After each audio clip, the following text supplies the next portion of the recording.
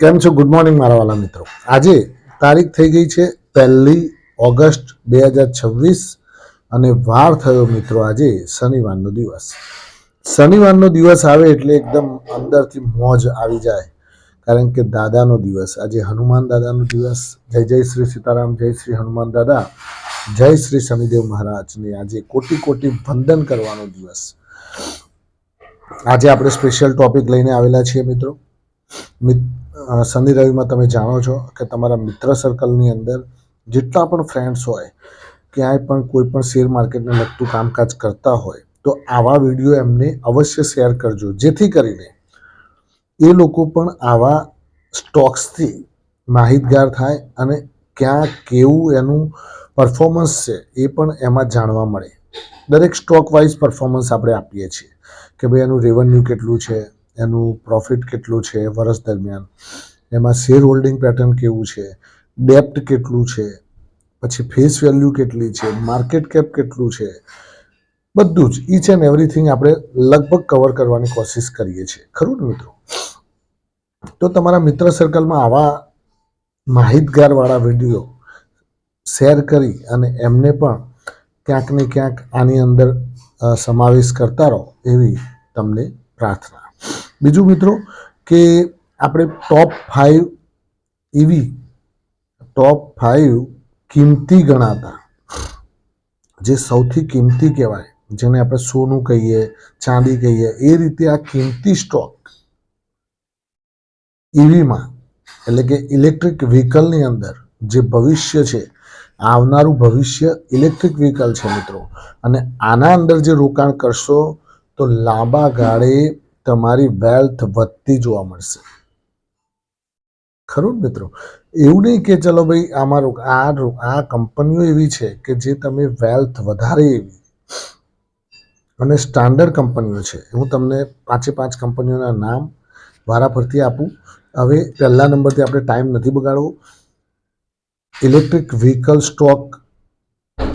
Electric વ્હીકલને લગતા અને ઓટોમેટિવને લગતા 5 સ્ટોક્સ હું તમને આપું છું. એ 5 સ્ટોક્સ તમે ફટાફટ તમારા ચોપડામાં અથવા તો ક્યાંક ને ક્યાંક તમે જ્યાં લખતા હોય ત્યાં તમે લખી શકો છો.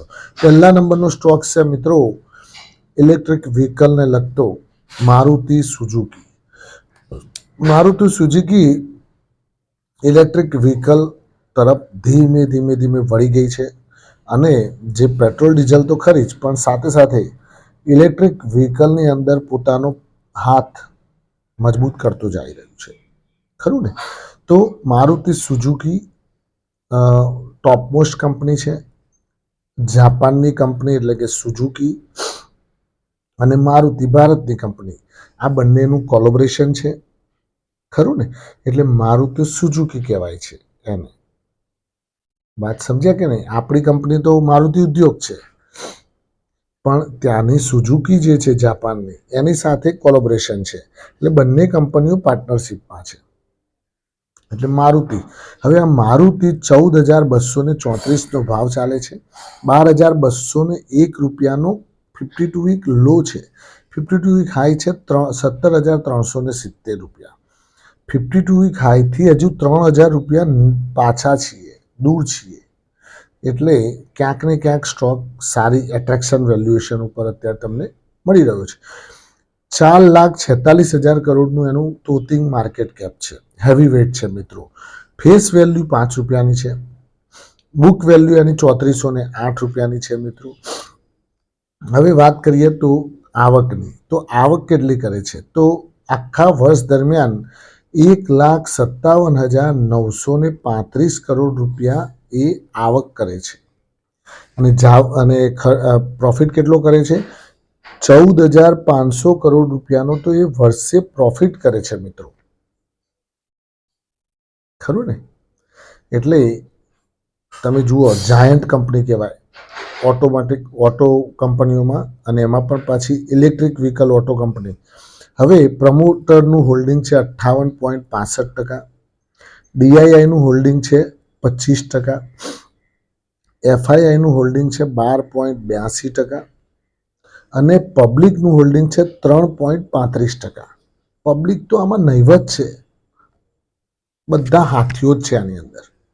એટલે પહેલા નંબરનો સ્ટોક ખ્યાલ આવી ગયો, મારુતિ. બીજા નંબરનું મહિન્દ્રા એન્ડ મહિન્દ્રા, 3398 રૂપિયાનો કરંટ ભાવ ચાલે છે. 2896 રૂપિયા એનો 52 વીક લો છે. 52 વીક હાઈ છે 3836 રૂપિયા. 4,07,000 કરોડનું તોતિંગ માર્કેટ કેપ ધરાવે છે. ફેસ વેલ્યુ 5 રૂપિયાની છે. બુક વેલ્યુ 749 રૂપિયાની છે. હવે આનું આવકની વાત કરીએ તો આવક મિત્રો વર્ષે 2,02,000 કરોડની વર્ષે આવક છે. અને પ્રોફિટ 18,622 રૂપિયાનો વર્ષે પ્રોફિટ કરે છે. જોરદાર. આ જે તમને હું સમજાવું છું મિત્રો, એ સ્ટાન્ડર્ડ કંપનીઓ છે બધી, અને લાંબા ગાળાના બેટ છે મિત્રો. એફઆઈઆઈનું હોલ્ડિંગ જુઓ તો 35%, ડીઆઈનું હોલ્ડિંગ જુઓ તો 32%, પબ્લિકનું હોલ્ડિંગ જુઓ તો પ્રમોટરનું હોલ્ડિંગ જુઓ તો 18%, પબ્લિકનું હોલ્ડિંગ જુઓ તો 14%. બરાબર ને. ત્રીજા નંબરની કંપની હવે સીજી પાવર. આ સીજી પાવર છે ને મિત્રો, એ સેમી કન્ડક્ટરની અંદર સમાયેલી કંપની છે. જે સેમી કન્ડક્ટરની ચીપ જે ઓટો કંપનીઓની અંદર વપરાતી હોય છે, ઓટો જે વ્હીકલ બનાવવા માટે, એમાં સીજી પાવરનો પણ મોટો હાથ છે. પ્લસ ઇલેક્ટ્રિક વ્હીકલના પાર્ટ્સ પણ એ બનાવવાની કરે છે મિત્રો. 863 રૂપિયાનો કરંટ ભાવ ચાલે છે. 52 વીક લો છે 525 રૂપિયા. 52 વીક હાઈ છે 980 રૂપિયા. અને 1,31,000 કરોડનું માર્કેટ કેપ છે. ફેસ વેલ્યુ 2 રૂપિયાની છે મિત્રો. બુક વેલ્યુ 50 રૂપિયાની છે.